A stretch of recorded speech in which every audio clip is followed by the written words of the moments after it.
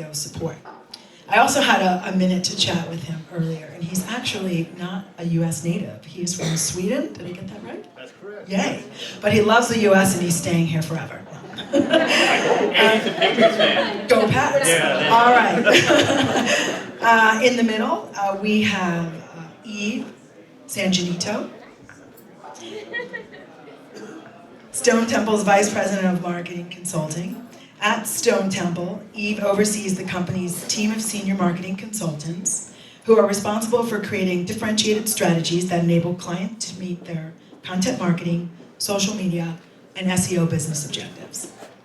Eve has been a senior marketing executive leader for the last decade with more than 15 years of experience developing award-winning, results-driven marketing programs in disruptive technology industries. So let's welcome Eve. And lastly, next to Eve, we have Senior Director of Online Marketing at Stone Temple, Mark Traphagen. Mark runs what he likes to refer to as Stone Temple's in-house marketing lab. Mark's reputation as an expert on social media, personal brand building, and content marketing is far-reaching. Rand Fishkin, founder and former CEO of Moz, named Mark as one of his top 5 people to follow on social media. Mark is a consistent contributor to publications such as the Moz blog, Search Engine Land, Marketing Land, excuse me. He's also a speaker at industry conferences such as MozCon, PubCon, and SMX. Now that these esteemed panelists have been introduced, may I please get a round of applause for tonight's panel.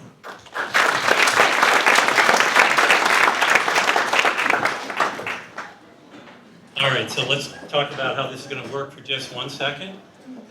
And that is, it's any question related to digital marketing is fair game. So it doesn't have to be about what I talked about. We do really want to get people to interact with us and, got a website problem, I want to know about a penalty, whatever. So anybody have a question, let's bring it on. So Samuel. Just curious about your rich answers study and if you have to have the exact match question written on the page. So if it was to say how to implement a no-follow tag versus how to install a no-follow tag, does the rich answer show up? So there's a couple. Oh yeah. So the question was, do you need to have the exact phrase? So if I want to show up for how to implement a no-follow, does the phrase how to implement a no-follow need to be on the page where I try to do that? And the answer is no, you don't. But it needs to be close. So it could be how do you implement a no-follow, and then I'll map it, which is pretty interesting. A couple other things we noticed. A lot of people ask, gosh, if I use an FAQ page, will my FAQ page show up for half a dozen of these things? And the answer is not a chance. Okay? It has to really be a deep content page. So, other questions from anybody in the audience right over there? When you were testing the rich snippets, were you on your personal computers or were you using a tool? Was it taking into account your search history? So, 1.4 million total queries. It would have been a lot to do, a lot of typing to do personally. So actually what we did is we implemented a program that was operating out of the AWS servers. Amazon Web Services servers. So far away from our personal queries. So no personalization involved. Other questions? Right here? So paid social is getting pretty big. What tools and analytics do you look at to gauge the effectiveness of your paid social campaigns? Do you want to take that one? Rosie hands that one off to me. Paid social is something that we are really just exploring within the past year. We're moving into that.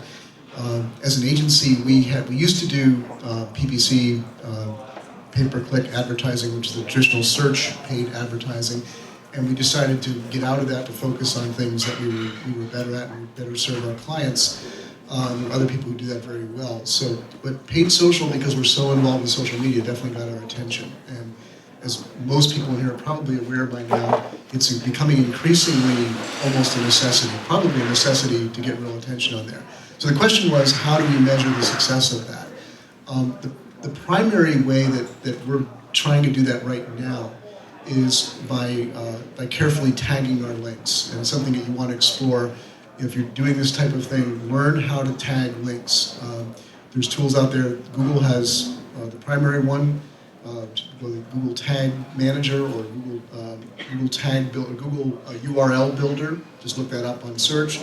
You can tag things and add things to the URL that will tell you the source of the link, of the click coming through to your website in a more precise way than your analytics probably does now.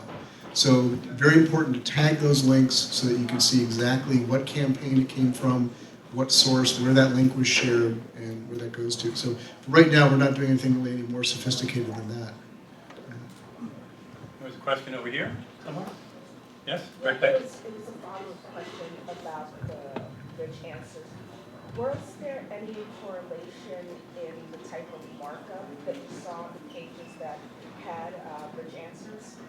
Like So- was there any sort of thing that you saw that regularly made these sort of pages pop up? Other than it just being an answer that was... Yeah, so the question was, were we using some sort of markup in the HTML, such as schema.org, to try to help get the rich answers?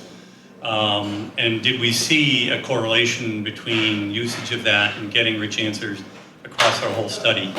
So the answer is we did not see any real correlation there. And in the pages we tested, we didn't use any markup at all. And we were able to get it. Just a philosophical thing there is that Google's rich answers, schema, if Google were to build its search engine dependent on people using schema in some sort of bulk way, it would be a pretty empty search engine. Not many people do it and fewer do it well. So there was a different study we did about Google's rel author tags that showed that something like 20% of the major media sites that should have been using rel author tags were A, using them, and B, using them correctly. Yes, Mats. Yes, thank you. That was a great answer, boss. And do you mind if I slightly contradict you a little bit? No, but to your question. Now, in the study that we ran, we didn't see that correlation, and as Eric mentioned, the pages themselves did not have any type of sort of specific HTML structure. I've looked quite a bit, sort of manually at different rich answer boxes, and if I were to give a recommendation, I would go for a couple of different things. One is to make sort of a declarative statement high up on the page, close to sort of an H1 or H2 tag. And if appropriate, I would try to use, if it's any type of list, to actually use the UL or OL element. And what I have seen is Google basically interpreting or taking a liking to HTML structure that does not use those, but that basically mimic lists, and also tables, which is basically a tabbed list, if you will, seem to work well too. So I would think about ways like that as a way to help Google find sort of concrete declarative answers to the question. One more sort of a little bit speculative bit in that is to don't focus so much on the question, focus on the answer, a declarative statement that sort of answers it. If anyone's looking for a new director of technical SEO, Mats is available. Yes, indeed. Actually, there is one thing I like about Mats, and that is that he's 1/8 Norwegian. So it's not all Swedish. By the way, I'm 100% Norwegian by background, so that's really that comes from. But anyway, next question. Is there an optimum size for a website, or is it just all pages? So the question is there an optimal size for a website? And I'm actually going to give that back to you, Mats, if that's all right. Thank you. That way I get to go Go back second. and forth. Great passing the mic there, boss. Not in a general sense. I mean, it obviously depends on what your business purpose is, what you're trying to achieve, basically. The bigger you make a website, the more challenges you're going to run into from various perspectives. Just the crawling, the indexing, the possibility of de-optimizing by introducing duplicate content and things like that. And when I say duplicate, I don't mean you're going to get hit by necessarily some kind of penalty. It's just more that, all right, which page is actually optimized for a particular set of content? This page over here, this page over there, the category page, the content, you know, it. So I think, from my perspective, I recommend trying to keep, you know, tight and focused on what you're trying to sort of achieve. Like, why are you creating this page? What are you trying to do here? So, yeah, I mean, just to expand on what Mats is saying, I'm not going to correct all his errors. It's the notion of right-sizing your site. Okay, there's a sort of a logical size to which you should get. So if you are an e-commerce site, or an auction site, so eBay is an example, a client of ours, their site is going to be very large, tens of millions of pages. That's probably not advisable for almost everybody, right? So this notion, what's the right logical size? Think of it from a user perspective of what level of depth makes sense. But then find ways to, you can expand slowly over time and find new ways to add value that logically fits. By the way, just mention we really can address good content marketing questions as well, so I want to prompt you to include that. That doesn't have to be the very next question. Oh, you have one? I have one, yes. Okay, excellent. You mentioned in your presentation about elite content, and Yes. I'd love to just hear a little bit more about your thoughts on what does that look like, what are the key components of something like that, how would you advise your clients to develop key content? What does that mean? Yep, you are. I know he can answer this question too. The first thing I would always talk about with clients is thinking about your audience and understanding them. Because yes, there's the sort of SEO impacts and the things that you want to get as a business out of it, but what is going to be most effective is things that are going to be relevant to them, going to give them answers to questions, be useful in some way. So content for the sake of content is not the goal. But if you can figure out something you're solving for them or helping them solve, and understanding them is key to that process. So those are some of the key elements. And then giving them something different that they can't find somewhere else. And 70 other people have written about the exact same topic in the exact same way. It's not necessarily going to add value. So how you can expand on what's either been done or fill a gap that is already existing. Yeah, just before I hand it back to Eric, we've found in our own testing that aside from our big data studies, which by far bring in the most traffic to us and attract most attention for our particular business case, those pieces where Eric was joking about earlier, but they're more journalistic. We're expressing an opinion. We're going out on a limb on something.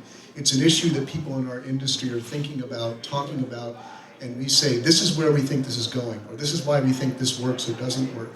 That those also bring a lot of traffic, attract a lot of attention, get people's notice, and they stand out from the crowd. So in almost any industry, you can find a way to do that as well. Yeah, having a clear point of view. I was just saying, expanding on that, having a clear point of view is definitely helpful as well. Right, it goes back to what I talked about in the presentation, that it starts with being an expert. And you know, it's frightening because you might see all this content, and I give examples where you search on something like how to apply for a mortgage, and then you know there's hundreds of thousands or millions of pages that address that question. It's like, okay, how am I going to write something new? Well, if you're an expert, you can actually see what's not been addressed, and you can go that extra bit, and that's the key, right? So, right here. Under elite content, have you looked at just the frequency of posted elite content? Statistically, like, is daily useless, is weekly that's way to go, is monthly maybe too long to go for elite content? Do you want to take that again? Sure. I mean, I think that's going to, in terms of frequency, I always think about channel as a big component that contributes to that, right? So when you build an audience, when you build an audience or you're trying to reach a certain group of people, what you post and how you post it on Twitter might be very different than the frequency you're posting on a blog or even on a web page. Sure. So it depends a little bit. I mean, frequency I think of as one factor, but it's not the driving factor. Because what you want to do is focus on what's going to actually be the amount of content that is going to answer the question or fill the need and be effective for them. And if that means that you have enough to cover within one post a day, some people expect and want to follow one post a day. I know that's a common thing on a lot of blogs today. But if you are doing more comprehensive studies, and that's one of the areas that we focus on at Stone Temple as well, you're not necessarily going to be able to produce that frequency and that depth, nor do you necessarily want to. So it's kind of like what you're trying to accomplish with the content piece. I'm just thinking about what is Google, what's Google doing with frequency? Yeah. I don't. Repeat the question. Yeah, again, the added question here is how does Google sit with that frequency? Does frequency affect Google in terms of your search rankings and things like that? And just as I took the microphone, I'm probably not the best person to answer that question. I'll let you answer that. But I'll let them answer that, and I want to just jump back to something that Eve was saying. And reiterate, as far as frequency, just from a content marketing standpoint, we think that we need to get over that blogs have changed. Blogging is still extremely valuable to do. But when blogging started, people followed a blog, right? That's the way you got it. You go, oh, I like this blog, and follow my read feeder. Nobody does that anymore. We hunt around, right? We get our news from our friends, from social media. Here's the hot thing, here's the hot topic. So as we look at our traffic and the traffic of our clients, generally who produce good content on their site, where they're getting the most value is out of the kind of high value pieces that we talked about before that not only bring them immediate initial traffic, but keep on giving, for months and months later, where people are still discovering them and still recommending them, and they still have value, and there's still something that people are thinking about. So from that standpoint, that's not a frequency issue, that's a quality issue. But somebody want to address the... Regarding the SEO thing, look at it this way. Let's say you did a post a day, and let's say each one got 5 links and 100 social shares, just for sake of argument. And then contrast that with a strategy where you do a post a month, and that post gets, I got to do my math really quickly here, 1,000 links and 20,000 social shares, right? Google is going to value that second scenario more. The pure frequency is not a value. That's, I think, the real question, but that's my example to support the answer. So right behind you, we'll get you next. Question on the elite content. You said that you folks invest a lot with your data research. 2 questions I have is, one, is that done in-house or is it outsourced? And the other thing is how do you know when it's working or not working? In other words, the amount of research, the ROI, how much your research is spending. It takes a lot of effort to make that happen. It's when you know when you're getting paid back or not getting paid back. I'll start. So you guys spend our content, Yes, that's my responsibility. So, the question was, I think there were 2 questions, and let me know if I get them right. The one is, how do we know when how do we create the kind of elite content we're talking about? Is it done in-house? Is it outsourced? How do we do that with the investment that it takes? And the second is, how do we know if it's being effective? Is that pretty much a good summation? To the first, I think it is an investment. That can't be sugar-coated. All of us in here, well, I can't say all of us, most of us in here touch marketing in some form or another. We're probably involved in some way with marketing, whether it's in the technical end on SEO or whether it's in public relations or social media or somewhere in between or content. We all know that to do our jobs well, it takes a tremendous investment and a lot of work. And I think content is like that. And that's more true now than it was a year ago. It's just the bald fact of it. If you're going to, content marketing can pay off incredibly for your organization. Our company was built on it. Eric he marketed the entire company by building that kind of content from the beginning, years ago, before anybody even used the term content marketing. And our brag point is that we've never had an outbound sales force. All of our business happens because somebody calls or emails us, for many years, Eric, but now any of us, and initiates and says, we've seen something out there. 9 times out of 10 when we talk to them, it's because they've come into contact with our content. They said like, whoa, this stands out. These people know what they're talking about. It draws people in. So that's the overall value of it. And that's why we feel the investment is worth it. And yes, for us, we do that in-house because it means that much to us. It's our reputation. It's not that we don't trust anybody else, but we don't trust anybody else as much as ourselves. It's worth it for us to make the investment. And Eric's made that investment company. We've added people to we've employed people whose complete job is producing those studies and analyzing the data and writing the programming to do that. It's that valuable to us. How do we measure the effectiveness of it? And this is something that's changing. This could be a whole big topic, and I won't expand on it. But there's always that question, right? A lot of us have jobs where you get that question all the time. What's the ROI? The C-suite wants to know, how do we know we're getting return on this? And I want to be honest with you. It's not all going to show up in the analytics. You want to track things as carefully as you can. A lot of things that an e-commerce site, it might be a little bit easier to track. Even there, we all know the difficulties with that. Attribution and hundreds of things that we can go into that don't ever tell the full story. So at the end of the day, you really have to trust and watch and see what's happening over time. And for us, it's the phone is ringing, and we listen to our clients. I think this is an important thing to do too. If you're in a business where you can do this, when you get clients or customers, find out their story. Ask in any way that you can. Find out, how did you become a customer? And if you're doing content marketing, if you're effective, you're going to hear that story start to come forth. At some point, like, you helped us, or we became convinced you're the experts, or we love, you entertain us, whatever it might be in your thing, and that made us aware of you. Yeah, so to sort of take a different take on that, so Mark oversees a lot of the content that we do for Stone Temple. I oversee a lot of the content we do for clients. So we love it when people outsource their content to us because that's what they're trusting us to do. And in that regard, we look at bringing experts into play for their particular brand or industry. And sometimes we have that expertise directly. We work in a lot of industries with a lot of clients. But sometimes we also have to expand that repertoire if it's a unique topic or an industry we haven't worked in before, and make sure that we're bringing voices of authority that help build authority for that brand. So how do you measure that? To Mark's point, depending on where the sort of key thing that you're trying to measure is in the process, it's really sometimes hard to measure. How do you measure reputation?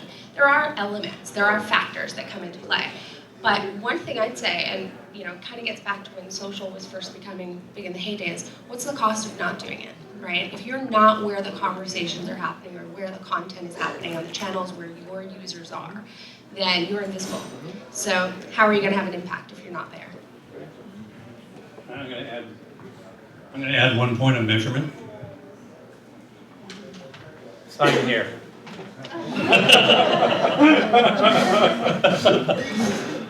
That's that simple.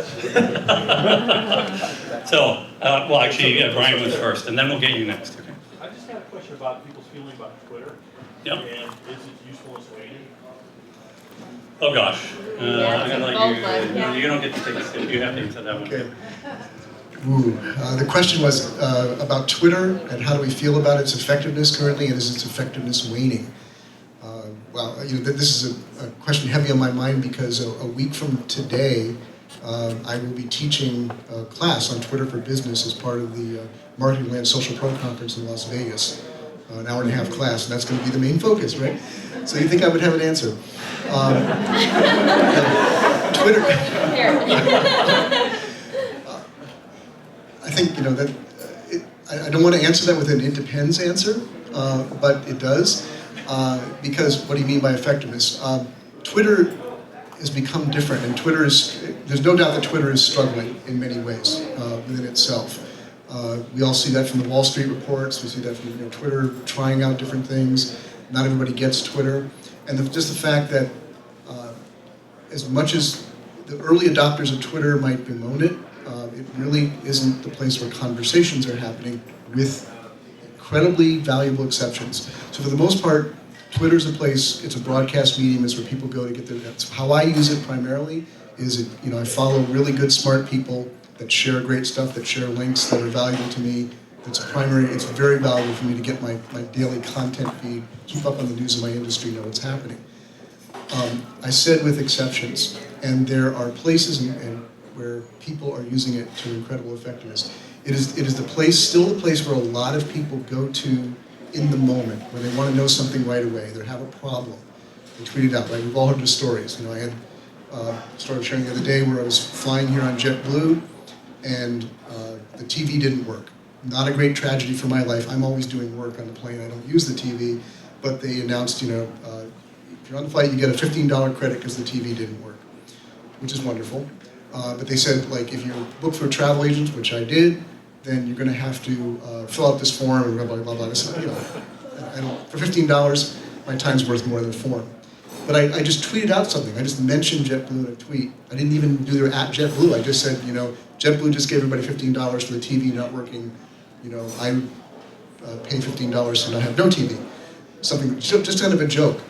Within minutes, JetBlue's social media team replied to me, responded, you know, asked to DM me, direct message me, and insisted on giving me that $15 credit whether I wanted it or not. Now that's the kind of thing that's incredibly valuable, that in the moment, and so I guess what I'm trying to sum up in here and say, if that's valuable to your business, if that gives you an edge up on the competition, because there are people, if you're in a business where people are asking questions, want answers, and you can be there in that moment to give it to them, you built friends and fans for life.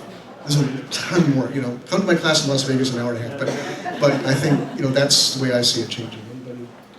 The only thing, I mean, I completely agree with that, but the one thing I would say is it gets back to also channels having different purposes, right? So to Mark's point, Twitter has always been a great megaphone. That's one of the things, if you want to complain about a brand, you want to praise a brand, Twitter is a great place for that to happen. If you want to get out news, you can think about it as sort of amplifying that kind of thing. It's very different than a channel like LinkedIn, which is, you know, not intended or utilized as well as those things. So I think Twitter continues to be successful at that element, but it hasn't solved the engagement problem. Yes, exactly. I would say, too, in that regard, if you have any brand at all where people know about the brand out there, which I hope they do, and where people tend to have opinions about it, one way or the other, you'd better be monitoring Twitter. There was just a study that came out last week that looked at major brands. These are not just small brands, they're major brands, and found that 80% of the tweets directed at them went completely unreplied to. That is one of the worst things you can do. Jay Baer's coming out with a book I highly recommend. It's coming out, I think, in March, called Hug Your Haters. He's got incredible stats in there about the difference it makes in just responding to people's So I will not say but it makes it incredible, even just responding. And sometimes even if you don't respond well, but you just responded, it can have a better effect than not responding at all. I think one of the sort of remarkable thing about social media compared to search, or search compared to social media, however you want to look at it, is how stable search has been. Google has been the dominant force pretty much since it came about, whereas we have seen numerous social media platforms basically come and go. I mean, 10 years ago I ran a campaign on MySpace, and I was so thrilled with, you know, how successful that was. And I'm not doing that anymore.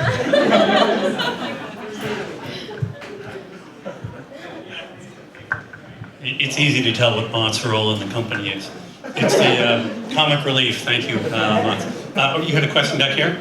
Yeah, so a lot of the content we're talking about today seems to apply to B2B, and I just love your take in terms of some consumer websites that you think have this elite content that you're talking about. I think it's a really compelling idea. And then how you might change some of the strategies you're talking about, going after a more traditional consumer site like a food company versus, you know, some of the B2B. Yeah, so I'm going to just say one thing and then I'm going to pass it back over that way again. But actually, there was nothing from my point of view in what I was talking about that had anything to do with B2B versus B2C. So from the content marketing perspective with our clients, most of the ones we're doing content marketing campaigns for are B2C. Actually, a lot of consumer packaged goods companies, for example. But anyway. As an example, quickly, this is not a client, but just one that springs to my mind because I love them so much, is REI. Anybody here an REI member?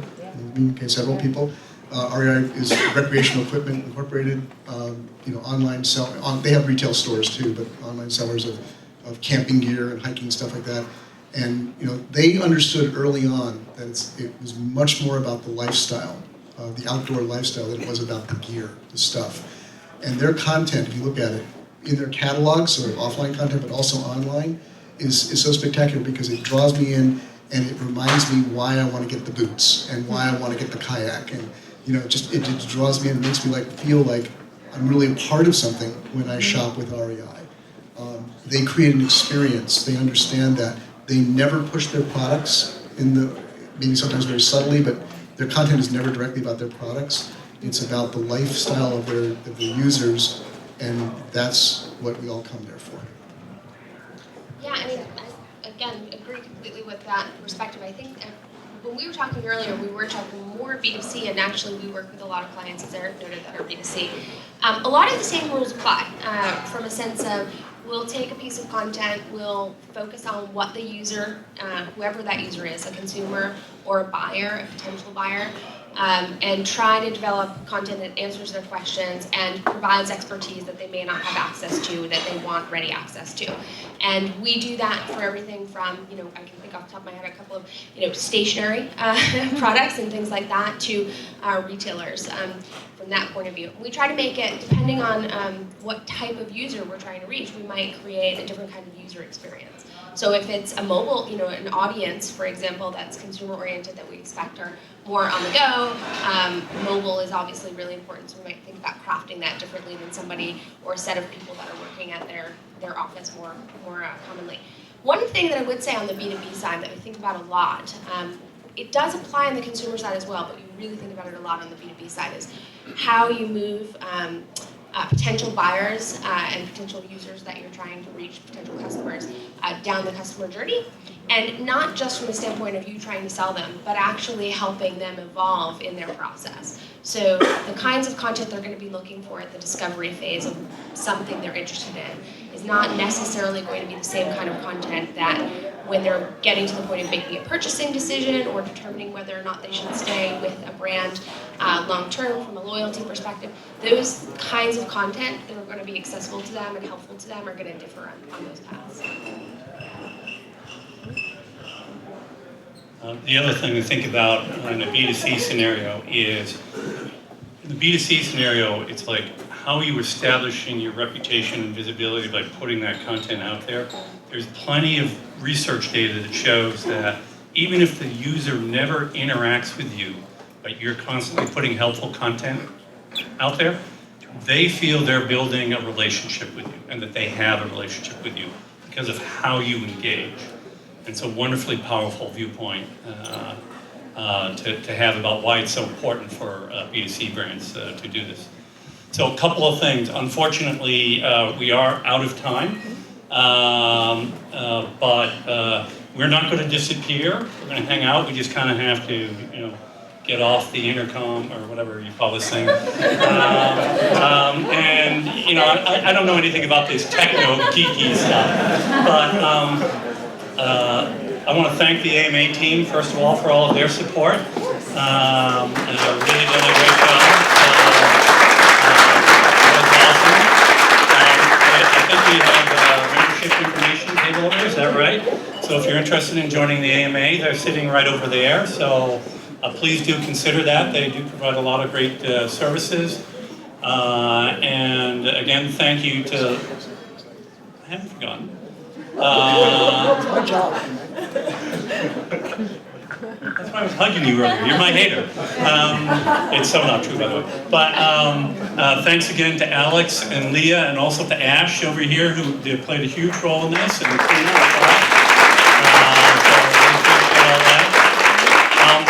So I'm going to migrate over there. So if you want to book and you want to just grab it and run, you can do that. If you want me to, personalize it, I'm happy to do that. And that'll be it for that part of it. So literally over there at the table where you get name tag. Thank you so much, everybody.